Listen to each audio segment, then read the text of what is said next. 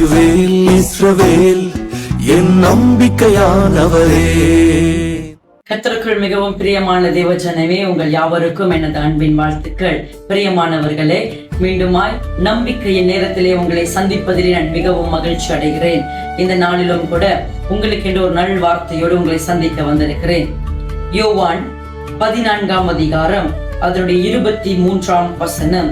இயேசு அவனுக்கு பிரதியுத்தரமாக, ஒருவன் என்னில் அன்பாயிருந்தால் அவன் என் வசனத்தை கைக்கொள்ளுவான், அவனில் என் பிதா அன்பாயிருப்பார், நாங்கள் அவனிடத்தில் வந்து அவனோடே வாசம் பண்ணுவோம்.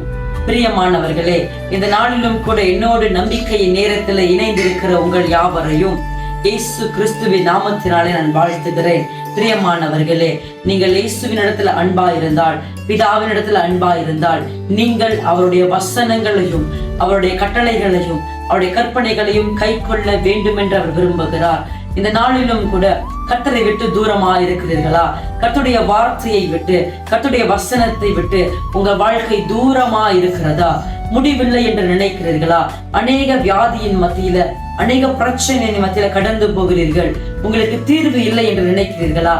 பிரியமானவர்களே, உங்களுடைய எல்லா பதிலும், உங்களுடைய எல்லா தீர்வுகளும் இந்த வேதம் என்கிற புஸ்தகத்தில் எழுதப்பட்டிருக்கிறது.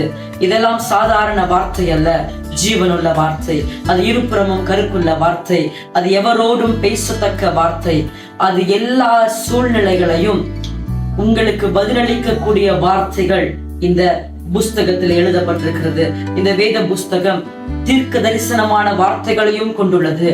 கர்த்தருடைய கற்பனைகளையும் கட்டளைகளும் அடங்கியிருக்கிற இந்த புஸ்தகத்தை நீங்கள் வாசிக்க வேண்டும். நீங்கள் அவருடைய கற்பனைகள் எல்லாம் கை கொள்ள வேண்டும். வாசிப்பது மாத்திரம் அல்ல, தியானிப்பது மாத்திரம் அல்ல, அதன்படி உங்கள் வாழ்க்கையை சீரமைக்க வேண்டும். அப்பொழுதுதான் பிதாவும் கர்த்தராகிய இயேசு கிறிஸ்துவும் உங்களோடு வாசமாயிருப்பேன் என்று வாக்கு பண்ணியிருக்கிறார். வசனங்களை கை கொள்ளுகிற இடத்தில் தான் அவர் அன்பா இருக்கிற தேவனா இருக்கிறார். நீங்களும் அவரிடத்தில் அன்பா இருந்தால் நிச்சயமாகவே அவருடைய வார்த்தைகளை கை கொள்ளுவீர்கள், அவருக்கு கீழ்ப்படிவீர்கள், அவர் உங்களை நடத்துகிற விதத்திற்கு உங்களை ஒப்புக் கொடுப்பீர்கள். என்னோடு கூட இந்த சிறிய ஜெபத்தில் இணைந்து கொள்ளுங்கள். என்னை பார்த்து கொண்டிருக்கிற நீங்கள் யாரா இருந்தாலும் சரி, இந்த நாளிலே கர்த்தருடைய வார்த்தையை கை கொள்ளும்படி உங்கள் வாழ்க்கையை ஒப்புக் கொடுப்பீர்களாக. அன்பின் பரலோக தகப்பனே, கர்த்தாவே, இந்த வேளையிலே என்னை பார்த்து கொண்டிருக்கிற யாரா இருந்தாலும் சரி, உம்முடைய கற்பனைகளையும் கட்டளைகளையும் உம்முடைய ஜீவனுள்ள வசனத்தையும் அதை கேட்டு அதை வாசித்து இரவும் பகலும் அதிலே தியானமா இருந்து அதன்படியாய் தங்கள் வாழ்க்கையை ஒப்பு கொடுப்பார்களாக.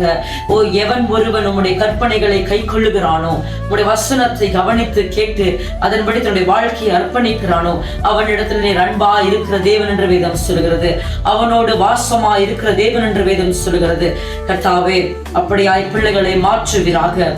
திடனற்ற நிலைமையில் இருக்கிறார்களா? நம்பிக்கையற்ற நிலைமையில் இருக்கிறார்களா? இந்த வேதத்தை திறந்து வாசிக்கும் பொழுதெல்லாம் நம்பிக்கையான வார்த்தைகள் அவங்களுடைய இருதயங்களை புதுப்பிக்கட்டும் என்று சொல்லி ஜெபிக்கிறேன். இயேசுவின் மூலம் ஜெபம் கேளும் எங்கள் ஜீவன் உள்ள நல்ல தகப்பனே. ஆமேன், ஆமேன். பிரியமானவர்களே, சோர்ந்து போகாதிருங்கள். திடனற்ற நிலைமையில் இருக்கிறீர்களா? பயத்தோடும் கலக்கத்தோடும் அமர்ந்திருக்கிறீர்களா? பிரச்சனையை மேற்கொள்ள வழி இல்லாமல் இருக்கிறீர்களா? எல்லா பதிலும் இந்த வேதாகமத்தில் இருக்கிறது. இந்த நாள் தொடங்கி வாசிக்க ஆரம்பியுங்கள். இந்த கற்பனைகள் எல்லாம் கை கொள்ளுங்கள். கர்த்தர் உங்களிடத்தில் பிரியமா இருக்கிறார். மீண்டுமாய் அடுத்த நம்பிக்கையின் நேரத்திலே உங்களை சந்திக்கும் வரை விடை பெறுகிறேன். ஆமேன். கர்த்தாவே, உம்மை நம்பினவர் வெட்கமடைவதில்லை, உமக்காக காத்திருப்போர்